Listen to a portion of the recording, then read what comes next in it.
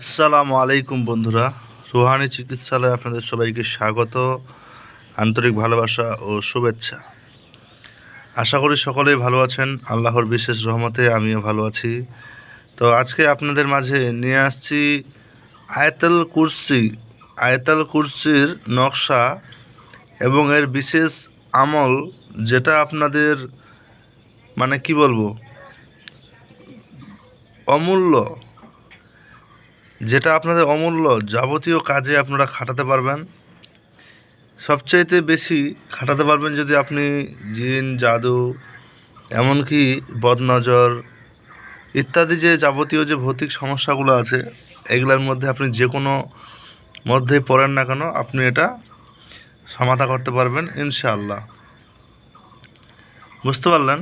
তো চলুন কথা না বাড়িয়ে আপনাদের মাঝে আজকে সেই বিষয়টা আলোচনা করা যাক, সেই নকশাটা আপনাদের মাঝে দেখানো যাক, সেই নকশার বৃত্তান্তর আমল আপনাদের মাঝে উন্মুক্ত করা যাক। আজকে সরাসরি আমি যে কিতাব থেকে দেখাচ্ছি, এটা মূলত হিন্দি না, আসলে এটা উর্দু ছিল। উর্দু থেকে বাংলা কনভার্ট করা সম্ভব হয়নি, যার কারণে এটা হিন্দিতে প্রকাশ পেয়েছে।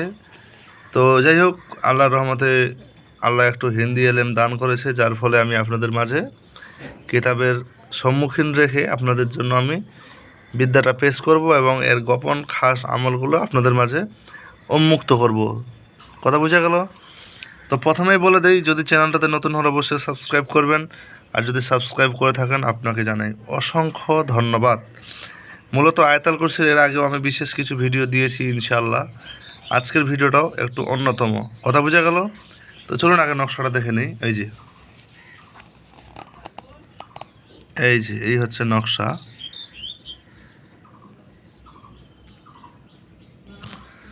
ভালো করে দেখেন।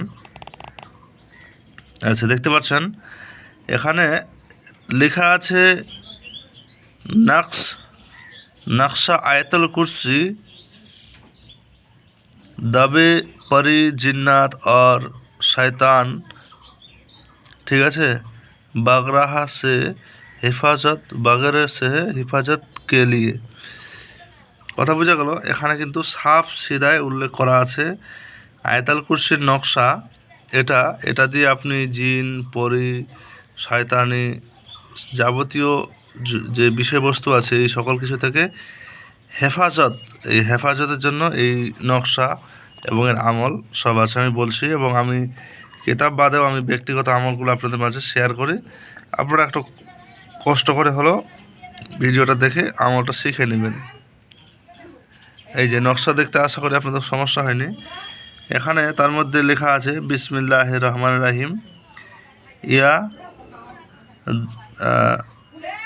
ইয়া দালিলা। ঠিক আছে, এই যে এখানে কিছু আয়াত লেখা আছে, তারপর এখানে আরও বিশেষ কিছু লেখা আছে। তো আপনাদের আমি স্পষ্ট করে দেখাই, আপনারা প্রয়োজনে ওটা একটু লিখে নেবেন, মুখস্থ করে নেবেন। এই যে দেখতে পাচ্ছেন। হ্যাঁ, আচ্ছা, এই আয়াত বাদেও কিছু বিষয় আছে, আমি এখানে উল্লেখ করছি। এখানে লেখা আছে লিখ কর ফির আয়াতুল কুরসি বালা লিখা যায়। কি লেখা আছে? লিখ কর ফির আয়াতুল কুরসি वाला लिखा जाए और मोम जमा करके गोल में डाला যায়। কথা বোঝা গেল? এখানে এতটুকুই বিষয় লেখা আছে। এবার নকশাটা কিভাবে কাজে খাটাবেন, নকশার কাজে খাটানোর কি এর খাসিয়ত, এর নিয়ম, এর যে যাবতীয় যে বিষয়বস্তু, এই যে দেখেন এগুলোর কি এই সব কিছু জানতে হলে আপনাকে 2-4 মিনিট একটু ব্যয় করতে হবে। আরও মূলত এখন 4 মিনিট 24 সেকেন্ড বা 25 সেকেন্ড চলছে ভিডিও। তো এটাই হচ্ছে নকশাটা।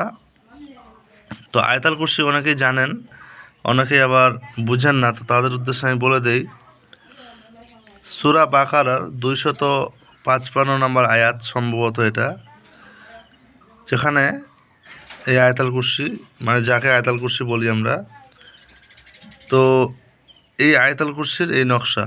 তো আমি আপনাদের জন্য একটু পড়ে শোনাই প্রথমে 2-4 লাইন।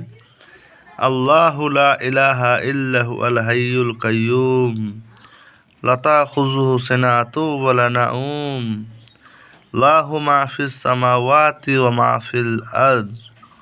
এরকম আয়াতুল কুরসিটা কথা বোঝা গেল। তো প্রথমেই বলে দিই, আয়াতুল কুরসিটা মুখস্থ রাখাটা আপনাদের জন্য একটা খুবই খুবই জরুরি।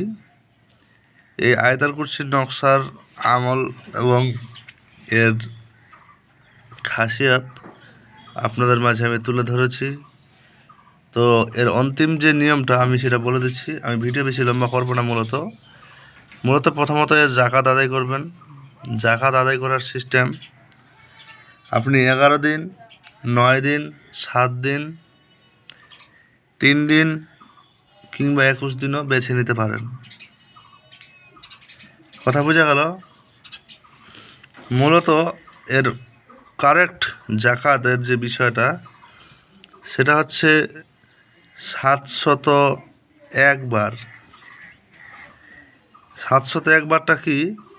মূলত 701টা নকশা আপনার লিখতে হবে, শুধু এতটুকুই, নকশাটুকুই, এর বাইরে কিছু লিখতে হবে না। উপরে আপনারা বিসমিল্লাহির রহমানির রহিম লিখতেও পারেন, নাও পারেন। যদি বলেন এই কথা কেন বললাম, এই নকশার কিছু খাসিয়ত আছে। যখন জ্বালাবেন, জ্বালানোর সময় আপনার বিসমিল্লাহির রহমানির রহিম লেখা লাগবে না। যখন আপনারা ব্যবহার করবেন, ধারণ করবেন, তখন কিন্তু আপনাদের প্রয়োজন পড়বে। কি পড়বে? বিসমিল্লাহির রহমানির রহিম লিখতে হবে। এই নকশাটার ভালো ফলাফল নিতে হলে আগে আপনি 3 দিনে, 7 দিনে, 9 দিনে, 11 দিনে কিংবা 21 দিনে 701টা নকশা লিখে আটার গুলির মধ্যে ভরে নদীতে ফেলবেন বা পুকুরে, মাছ আছে যে পুকুরে। এবার দেওয়ার পর আপনাদের যেটা করতে হবে, জাফরান কালি দিয়ে ভোজপত্রের উপর লিখে তামার মাদুলি বা রূপার মাদুলিতে আপনারা ভরে ধারণ করতে পারেন, কিংবা চাঁদি বা তামার পাতে লিখে ধারণ করতে পারেন। যেটাই করবেন সেটাই কাজে দিবে, এটা কোনো সমস্যার ব্যাপার নাই। কথা বুঝতে পারলেন? তো এটাই হচ্ছে মূল বিষয়টা। এখন কিছু কথা বলি আপনাদের মাঝে। অনেকেই অনেক রকম মন্তব্য করে, আমি বারবার আবারও বলে দিই, এই চ্যানেলে আপনারা ভালো মন্দ উভয় বিষয় পাবেন। যদি এখন কেউ বলে যে শুধু ভালোটাই দেই, খারাপটা দেই না, আসলে তা না। আমি আমার নিয়মে চ্যানেল চালাই, কারো নিয়মে চালাই না। আপনাদের যদি পছন্দ না হয়, আপনারা যে ভিডিওটা ভালো লাগবে না সেই ভিডিওটা অ্যাভয়েড করবেন। কথা বুঝতে পারলেন? তো যাই হোক, এটাই হচ্ছে আয়াতুল কুরসির আমল। তো ভালো লাগলে অবশ্যই চ্যানেলটা লাইক, কমেন্ট, শেয়ার, সাবস্ক্রাইব করবেন। আর এটা অব্যর্থ আমল, এটা কোনো সমস্যা নাই। আপনারা এই নকশা দিয়ে অনায়াসে কাজ করতে পারেন, তবে গুরুর ইজাজত নিয়ে কাজ করবেন, সবচেয়ে ভালো। আর নকশার নিচে উদ্দেশ্য আর নাম লিখতে হবে। কথা বোঝা গেল? তো দেখা হচ্ছে আগামী ভিডিওতে। ভালো থাকবেন।